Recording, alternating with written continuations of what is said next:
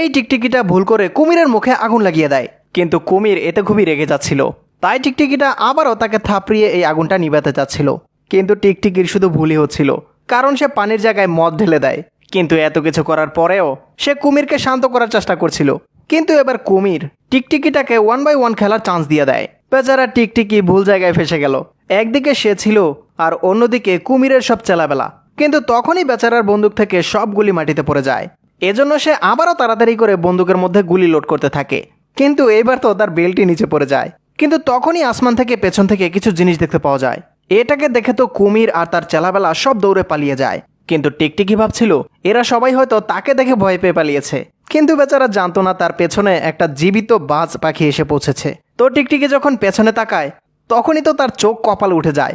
কিন্তু তবুও ওই চালাক টিকটিকি বাজকে বোকা বানিয়ে একটা ময়লা ড্রামে চলে যায়। সে ভেবেছিল সে বেঁচে গেছে, কিন্তু বাজের নখগুলো ওই ড্রামটাকে কেটে টুকরো করে ফেলে।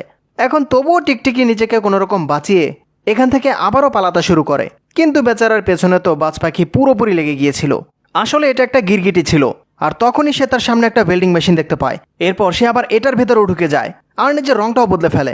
কিন্তু সে বাজ পাখির নজর থেকে কিভাবে বাঁচতে পারে? সে তো লুকিয়ে রয়েছিল, কিন্তু বাজ তো বাইরেই দাঁড়িয়েছিল। সে তার ধারালো ঠোঁট দিয়ে সীসাটা ভাঙতে চাইছিল, কিন্তু এই গ্লাসটা অনেক শক্ত ছিল। এখন এই গিরগিটি কিন্তু জানতো না যে এই বাজের বুদ্ধি তার থেকেও অনেক বেশি, কারণ এই বাজ মেশিনটাকে ব্যবহার করাও জানতো। বাজটা গিরগিটিটাকে বের করার জন্য কয়েন ফেলে কিছু নাম্বার টিপে। তখন তো বেচারা গিরগিটি আপোষে বাইরে বের হয়ে আসে।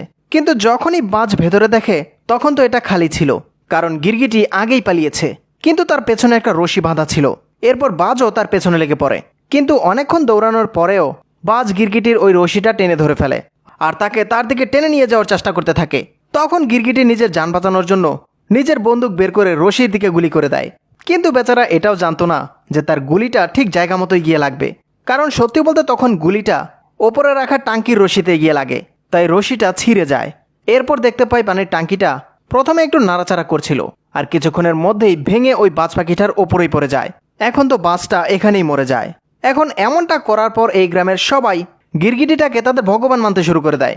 এরপর তারা গিরগিটিকে এই গ্রামের মেয়রের সাথে দেখা করায়। আসলে এই গ্রামে পানির অনেক কমতি ছিল, তাই মেয়র গিরগিটির ওপর খুশি হয়ে তাকে এক গ্লাস পরিষ্কার পানি খেতে দেয়। কিন্তু এই গিরগিটি ভুল করে এই পানির বোতলটাও ফেলে দেয়। এই পশু পাখিগুলো আমাদের দুনিয়া কিভাবে দেখতে পায় চলুন দেখে আসি। প্রথমে এই কবুতরের ভিশন, যারা কিনা রাস্তায় পড়ে থাকা ছোট ছোট বালুকণাও দেখতে পায়, কিন্তু আমরা মানুষরা ওপর থেকে শুধু ছোট ছোট মানুষকেই দেখতে পাই। পরবর্তী ঘোড়া, যেটা কিনা নিজের চোখের কারণে তার সামনে থাকা মানুষগুলোকে এভাবে দেখতে পায়, মানে এটা ইচ্ছা করলেও তার সামনের মানুষগুলোকে দেখতে পারতো না।